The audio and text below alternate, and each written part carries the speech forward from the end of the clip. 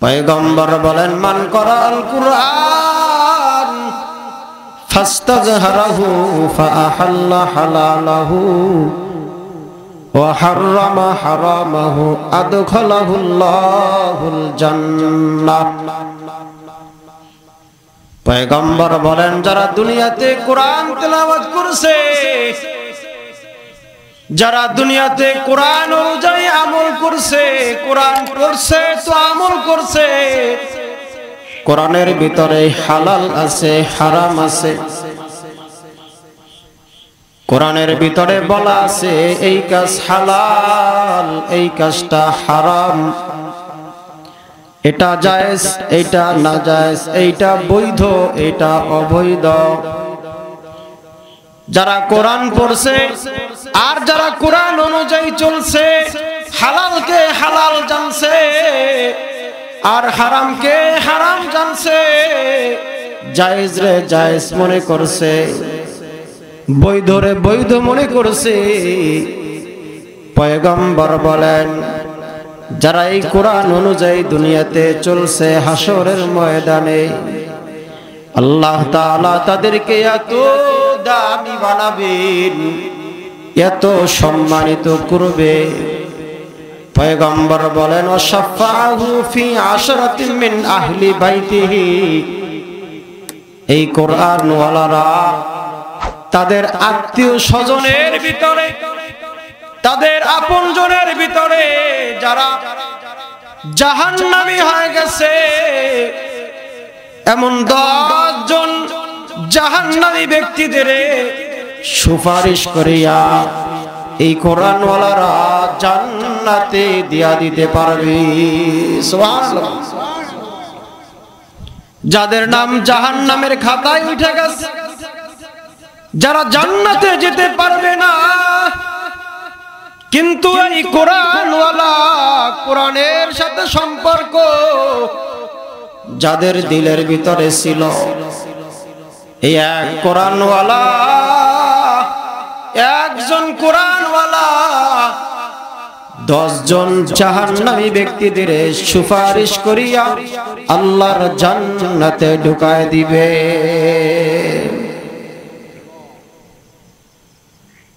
আরে কিয়ামতের ময়দানে তো সুপারিশ করার কারো অনুমতি নাই,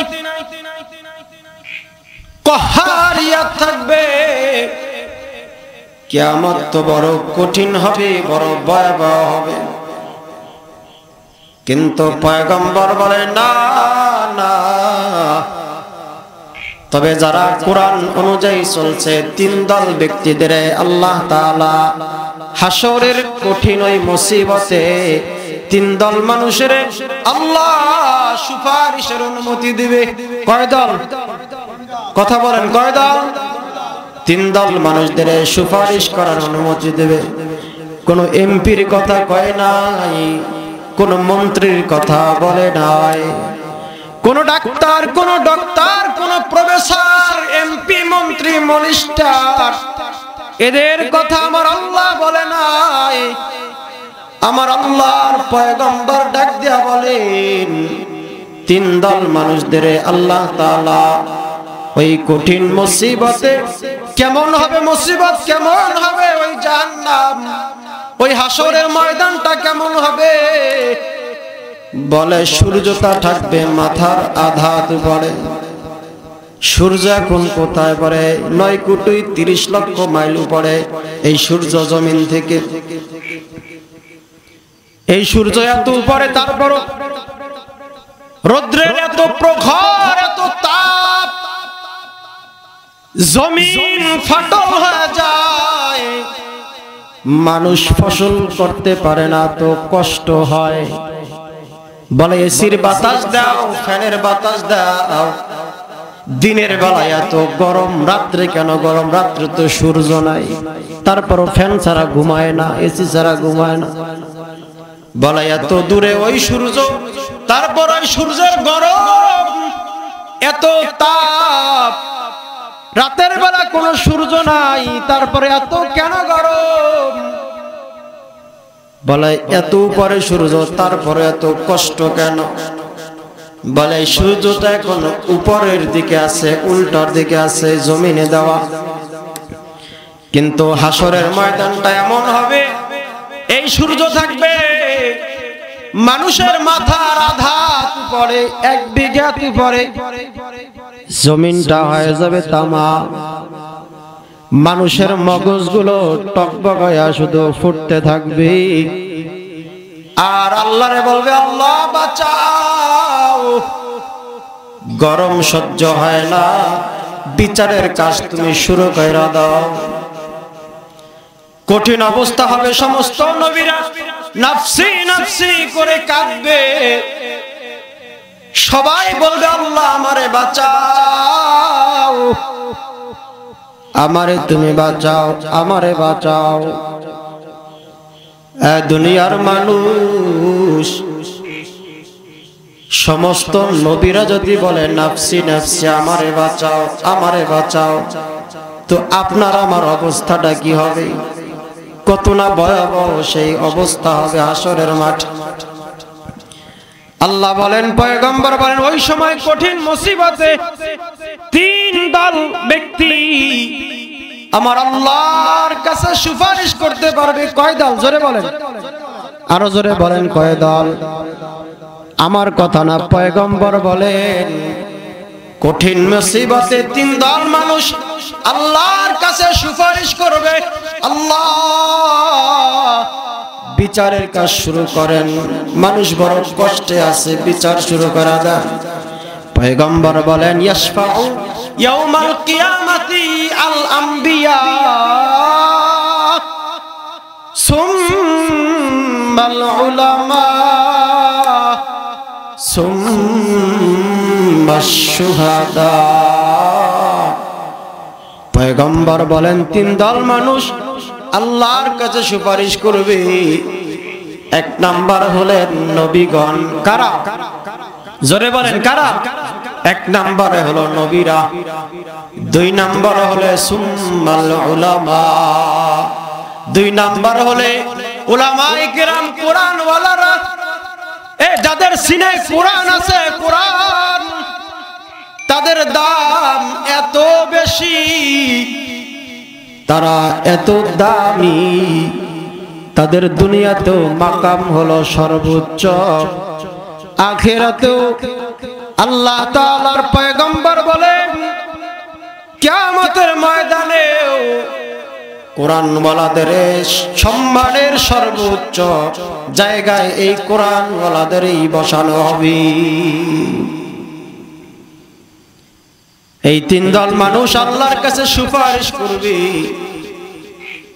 আর বলবে আল্লাহ কেন কেন? বলে কোরআনের এত দাম, যে কারণে কোরআন ওয়ালারা আল্লাহর কাছে সুপারিশ করতে পারবে। শুধু কি তাই? বলে কোরআনের এত দাম, কোরআনের এত মর্যাদা। পয়গম্বর বলেন, আরে কোন কোরআনওয়ালা যখন কবরে যায়, যখন মারা যায়, কবরে যাওয়ার পর ফেরেশতারা আসেনি। কথা বলেন, আসে না? 2 জন ফেরেশতা আসে আর প্রশ্ন করে, মান রব্বুক, তোমার রবের পরিচয় দাও। ওয়া মান দীনুক, ধর্মের পরিচয় দাও। ওয়া মান হাযার রাজুল আল্লাযী ফি বুইসাকুম, বলো রহমাতুল লিল আলামিনের চিননি। যারা দুনিয়াতে রবের গোলামি করছে, ঠান্ডার ভিতরেও আমার আল্লাহরে যারা ভুলে নাই, সবাই যখন ঘুমায় গেছে, কিন্তু যারা আল্লাহর আশিক, যারা আল্লাহর পাগল, তারা আল্লাহরে ভুলতে পারে নাই, তো ফজরে উঠা আল্লাহর কাছে রোনাজারি শুরু করছে। আর বলে আল্লাহ, সব নীরব নিস্তব্ধ, গাছগাছালি পাক পাকালি সব কিন্তু ঘুমায়, আল্লাহ তোমার আর আমার সাথে এখন সম্পর্ক হবে। আল্লাহ রে দুনিয়ার সবাই তোমারে ভুলছে, কিন্তু আমি গভীর রাতে উঠা গেছি তোমার সাথে একটু সম্পর্ক লাইন করার জন্য। আল্লাহ বলেন যারা আমি আল্লাহরে ভুলবে না, কঠিন মুসিবতেও যারা আমি আল্লাহরে ভুলে না, তারা কবরে যাওয়ার সাথে সাথে তো জবাব দেবে রব্বি আল্লাহ। জোরে বলেন আমাদের রব কি? আরো জোরে বলেন আমাদের রব কে? এজন্য হাদিসের মধ্যে আছে কোন কোরআনওয়ালা যখন কবরে রাখা হয়, কবরে রাখার সাথে সাথে দুজন ফেরেশতা এসে তারে প্রশ্ন করে মান রব্বুক, এই রবের পরিচয় দাও, ধর্মের পরিচয় দাও, রহমাতুল লিল আলামিনের পরিচয় দাও। কিন্তু যখন কোরআনওয়ালাদের কবরের মধ্যে রাখানো হয়, তো কোরআন সাথে সাথে তার কাছে চলে আসে। সুবহানাল্লাহ বলেন। কোরআন তার কাছে চলে আসে আর বলে, আরে হাদিসে আছে ইজা উজিয়াল মাইয়াতু ফিহিল কবর, ইজা উজিয়াল মাইয়াতু ফিহিল কবরি জা আল কুরআন ইনদা রাসিহি। আল্লাহু আকবার বলেন। কোন মানুষ কোরআনওয়ালারা যখন কবরের মধ্যে লাশ রাখা হয়, ফেরেশতারা এসে প্রশ্ন করে মান রব্বুক, এই ধর্মের পরিচয় দাও, রবের পরিচয় দাও, রহমাতুল লিল আলামিনের পরিচয় দাও। তখন কোরআন তার মাথার কিনারায় এসে ডাক দিয়ে বলে, এই ফেরেশতারা থামো, আমি কোরআন তার বন্ধু হয়ে গেছি, তারে কোনো প্রশ্ন করবা না। সুবহানাল্লাহ বলেন। তারে কোনো প্রশ্ন করবা না, তারে আজকে ঘুমাইতে দাও। আরে সে তো দুনিয়াতে আমি কোরআনের মুহাব্বতে ঠিকমতো ঘুমাইতে পারে নাই, আমি কোরআনের মুহাব্বতে তো ঠিকমতো খানাও খাইতে পারে নাই। খোঁজ নিয়া দেখেন আপনাদের আশেপাশে মাদ্রাসাগুলোতে, হেফজখানায় গিয়া দেখবেন সবাই ঘুমায়, কিন্তু হেফজখানার ছাত্ররা রাত্রে ৩টার সময় উঠে। আরে ওর কোরআনে ঘুমাইতে দেয় না। আরে ও যদি ৪টা ৫টা ফজরের সময় ঘুম থেকে উঠে, তো কোরআন সে সিনায় ধারণ করতে পারবে না। কয়েক কোরআন মুখস্থ করার একটা সময় আছে। গভীর রাত্রে সবাই যখন ঘুমায়, তো দিলটা তখন পরিষ্কার হয়ে যায়, জেহেনটা ক্লিয়ার হয়ে যায়। ওই সময় সিনায় কোরআনটা ঢুকে, বলে সবাই ঘুমাইলো, তার মা ঘুমায়, তার বাপ ঘুমায়, ওস্তাদেরা সব ঘুমায়, অন্য অন্য ক্লাসের জামাতের ছাত্র ভাইরা সবাই ঘুমায়, কিন্তু মাদ্রাসার হেফজখানার ছোট ছোট বাচ্চারা ঘুমায় না। কোরআন বলবি, আরে আমি তো তারে ঘুমাইতে দেই নাই, ওর সম্পর্ক আমি কোরআনের সাথে ছিল, এ কারণে ওরে ঘুমাইতে দেই নাই, ও ঠিক মতো খানাও খাইতে পারে না।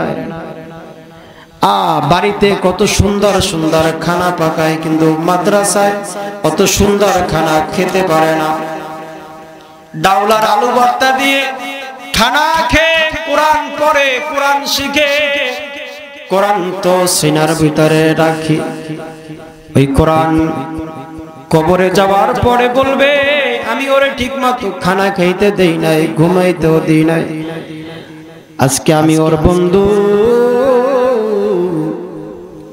দুনিয়াতে সে আমার বড় বন্ধু ছিল, আমারে ভুলতে পারে নাই। ও রাস্তায় হাঁটছে তো আমি কোরআন তেলাওয়াত করছে, ও বাজারে গেছে তো আমি কোরআন তেলাওয়াত করছে, ও বাড়িতে আসছে তো কোরআন তেলাওয়াত করছে। ও রাত্রে ঘুমাইছে, ঘুমের মধ্যে মানুষ বিভিন্ন কিছু পড়ে, কিন্তু কোরআন ওয়ালারা তাকায় দেখবেন মাঝে মাঝে শুধু ঘুমের ভিতরে ও তেলাওয়াত করতে থাকে। এতটা সম্পর্ক কোরআনের সাথে হয় তো রাত্রিবেলা ঘুমায় তো মাওলার কালাম তেলাওয়াত করে। যারা বেশি জিকির করে ওরা দেখবেন রাত্রিবেলা ওইটাও জিকির করে, আছে নাকি নাই? আর যারা মাওলা পাকের জিকির করে, যারা জাকিরিন, যাদের জিহ্বা আমার আল্লাহর জিকিরের সাথে তাদের জিহ্বা ভিজানো থাকে, আর জিকির করে আর চোখ বেয়ে বেয়ে পানি পড়ে, বলে যারা বেশি জিকির করে তারা ঘুমের ভিতরেও দেখবেন জিকির করে। কোন বাদামওয়ালা যদি দুনিয়াতে বাদাম বাদাম করে বিক্রি করি, ও রাত্রিবেলা ঘুমের ভিতরে বলে বাদাম বাদাম লাগবে না। যারা কোরআন পড়ে, যারা কোরআনের সাথে সম্পর্ক, বলে এরা রাত্রিবেলা যখন ঘুমায় তো ঘুমের ভিতরেও কোরআন তেলাওয়াত করে, এতটা সম্পর্ক। বলে তারা দুনিয়াতে আমার সাথে এত বন্ধুত্ব ছিল, সে আমার দুনিয়াতে বলে নাই, কিন্তু এখন এই কঠিন মুসিবতে আমি তারে বলবো না।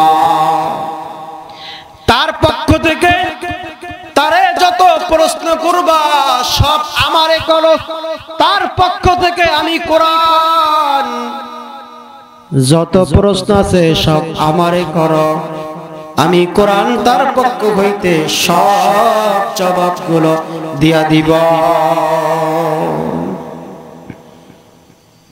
এত দামি এই কোরআন,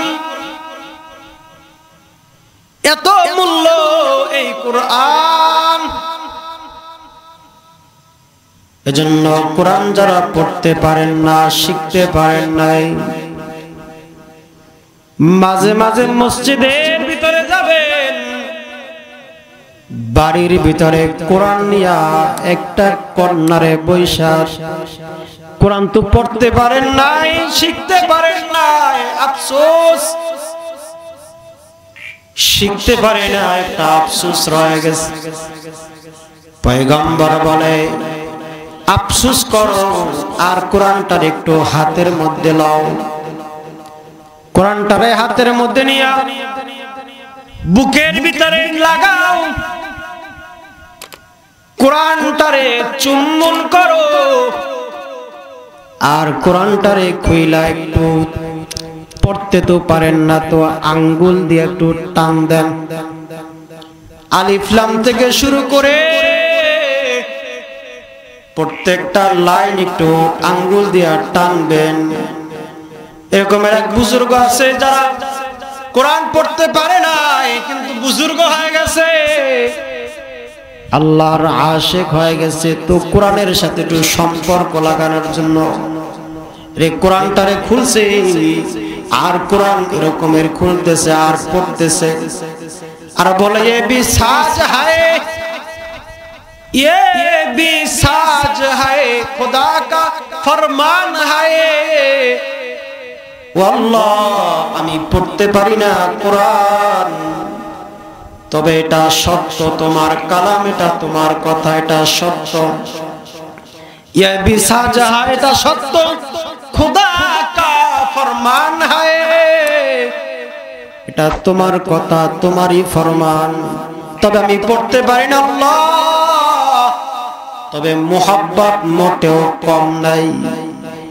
আঙ্গুল দিয়া টানতেছে। পয়গম্বর বলে আরে কেউ যদি কোরআন পড়তে পারে না, ও যদি একটু আঙ্গুল দিয়া টানতেও থাকে, তারও আমল নামায় আল্লাহ সব লিখে দিবে, তার আমল নামায় আল্লাহ সব দিবে। কারণ পৃথিবীতে এমন কোন কিতাব নাই, পৃথিবীতে এমন কোন কালাম নাই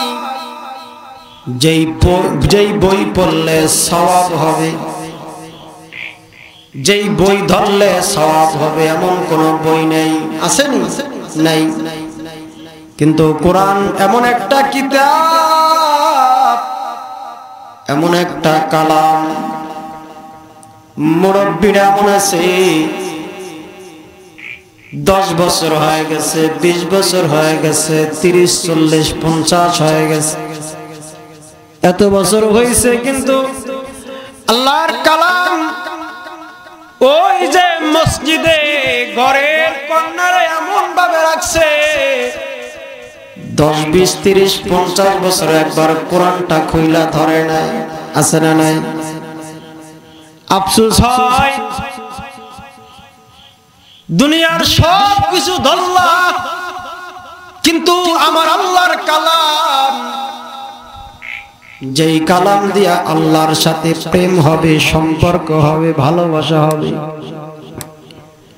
যে কোরআন তেলাওয়াত করলে তো আল্লাহর সাথে কথা হয়, কোরআন পড়লে তো আল্লাহর সাথে কথা হয়ে যায়। নামাজে তখন দাঁড়ান, যখন আপনি পড়েন আলহামদুলিল্লাহ, আলহামদুলিল্লাহি রাব্বিল আলামিন,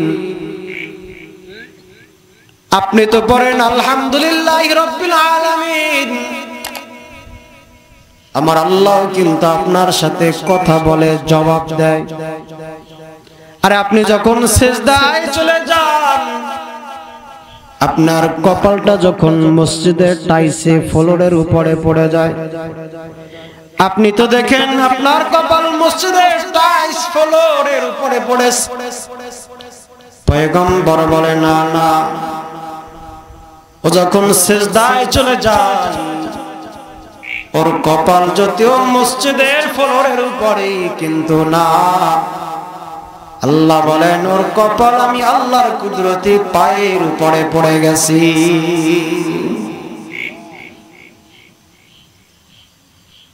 আর যদি কোরআন শুদ্ধ না হয়, অনেকে তো আছে কোরআন শুদ্ধ করার কোন আগ্রহ নাই, কয় হুজুর বুড়া হয়ে গেছি কেমনে শিখবো, হুজুর বুড়া হয়ে গেছি কেমনে শিখবো। বলে মসজিদের ইমাম সাহেবের কাছে যান, মুয়াজ্জিনের কাছে গিয়া প্রতিদিন 10 মিনিট 5 মিনিট সময় দেন, আর হুজুরের কাছ থেকে অনুমতি নিয়ে আসবেন, হুজুর আমি যে তেলাওয়াত করি, আমি যে সূরা ফাতিহা পড়লাম, এটা হইল কিনা হুজুর বলেন। একদিনই বলছেন নি হুজুর আমার সূরা ফাতিহাটা হয়নি, একটু শুনেন। হুজুর রে, আমি সূরা ফাতিহা পড়ি, সূরা আলাম তারা পড়ি, নাস পড়ি, সূরা ইখলাস পড়ি নামাজে, আমার এই সূরাগুলো সহি হয় কিনা হুজুর একটু শুনেন। বলছেন নি একবার? বলা দরকার ছিল,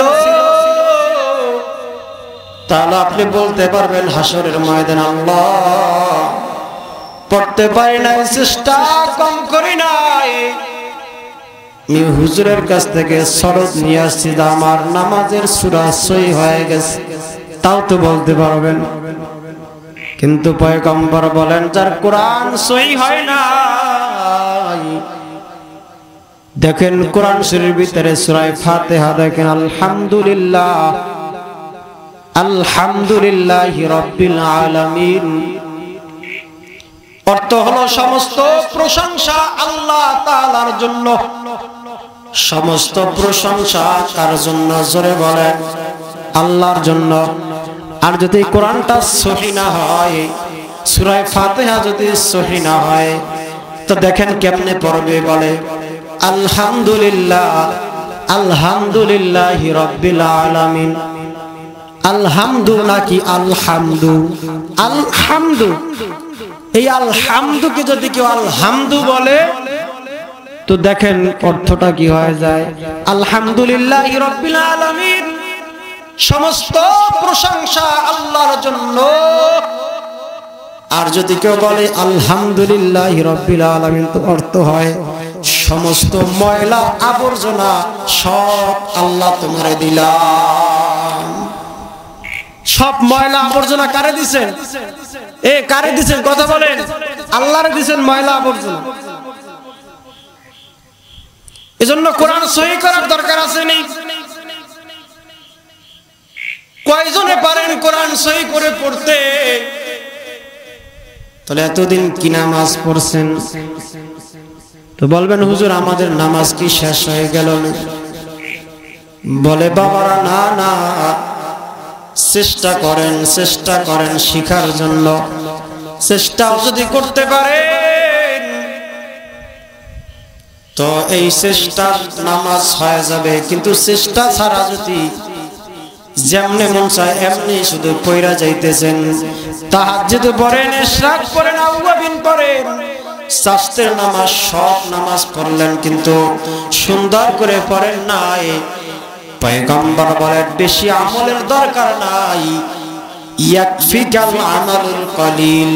তুমি অল্প আমল করো, আখলিস দিনাকা ইয়াকফিকাল আমালুল কলিল। বেশি আমল কথানির দরকার নাই, এই বেশি আমলের দরকার নাই। যারা পারি না কম আমল করি তো সহি কইরা করি। শাস্ত্রের নামাজ পড়তে পারি না, তবে ফজরের 2 রাকাত তো সুন্দর করে পড়তে হবে। ফজরের 2 রাকাত ফরজ না পড়লেও মুসলমান থাকে না। জোহরের 4 রাকাত না পড়লেও মুসলমান থাকে না। আসরের 4 রাকাত না পড়লেও মুসলমান থাকে না। মাগরিবের 3 রাকাত না পড়লেও মুসলমান থাকে না। আমি কি অন্য নামাজ পড়তে নিষেধ করছিনি? বলে আপনি তো পারেন না, কিন্তু এই 4 রাকাত 3 রাকাত, ফজরের 2 রাকাত, জোহরের 4 রাকাত, আসরের 4 রাকাত, মাগরিবের 3 রাকাত, এই যে ফরজ নামাজগুলো, এগুলো যারা ছেড়ে দেন, পয়গম্বর বলেন আমার কোনো কথা না। পয়গম্বর বলে যারা নামাজ ছেড়ে দেয় ওর মুসলমান থাকে না। এই জন্য আমাদের নামাজ পড়ার দরকার আছে নি নাই? জোরে বলেন। পড়বেন তো ইনশাআল্লাহ। নামাজ পড়ার জন্য আগে লাগবে কোরআন। আগে কি লাগবে? কোরআন। কোরআন যার সহি হবে, কোরআন যে সুন্দর করে পড়বি তার নামাজ হয়ে যাবে। আর এই বেনামাজির কবর, বেনামাজির হাসর, এত কঠিন ভয়াবহ হাসর হবে বেনামাজির হাসর। আল্লাহ তাআলা কহারিয়াতের জালালিয়াত হাসরের ময়দানে এমন ভাবে দিবে, আমার আল্লাহ বলবে ওয়াসিকাল্লাযিনা কাফারু ইলা জাহান্নামা যুমারা হাত্তা ইযা জাউহা ফুতিহাত আবওয়াবুহা ওয়া ক্বালা লাহুম খাযানাতুহা। আল্লাহ তাআলা বলবেন জাহান্নামীরা, বেনামাজি, সুদখোর, ঘুষখোর, হারামখোর, বেপরদাওয়ালারা, আল্লাহ তাআলা এদেরকে জাহান্নামের দিকে নিক্ষেপ করা হবে। আর বলবে আলাম ইয়াতিকুম রাসূলুম মিনকুম ইয়াতলুনা আলাইকুম আয়া। এ জাহান্নামীরা, এ বেনামাজিরা, এ সুদখোর, এ ঘুষখোরেরা, এ গুনাহগারেরা, তোমরা কি দুনিয়াতে আলাম ইয়াতিকুম রাসূলুম মিনকুম ইয়াতলুনা আলাইকুম আয়া।